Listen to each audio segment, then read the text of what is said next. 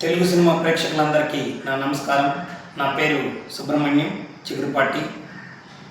నేను చిగురుపాటి క్రియేషన్స్ సినీ నిర్మాణ సంస్థలో నెల్లూరు నిరజాన, సలాం సైనిక అనే 2 సినిమాలు నిర్మించాను. నెల్లూరు నిరజాన 2023 సెప్టెంబర్ 22న థియేటర్స్లోకి తీసుకొచ్చాను.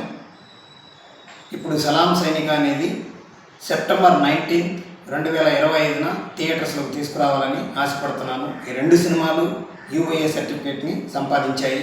ఈ 2 సినిమాల ద్వారా దాదాపు 300 మంది పైగా కొత్త కళాకారులు నేను వెండి తెరకి పరిచయం చేశాను.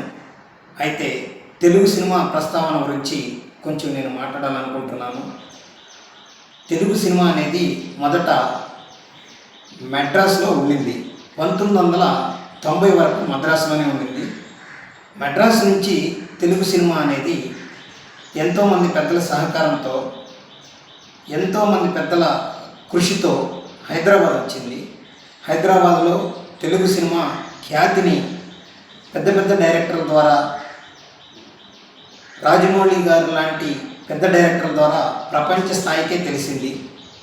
హైదరాబాద్లో ఉండేటువంటి ఈ తెలుగు సినిమా ఇండస్ట్రీ హైదరాబాద్కే పరిమితం కాకుండా ఆంధ్రప్రదేశ్లోని అమరావతిలో కూడా ఉండాలని నేను మనస్ఫూర్తిగా కోరుకుంటూ అమరావతి ఫిలిమ్స్ ప్రైవేట్ లిమిటెడ్ అనే ఒక కంపెనీని స్థాపించాను. ఈ అమరావతి ఫిలిమ్స్ ప్రైవేట్ లిమిటెడ్ అనే కంపెనీలో ఎంతోమంది నూతన కళాకారులను నేను వెండి తెరకు పరిచయం చేయాలని ఆశపడుతున్నాను.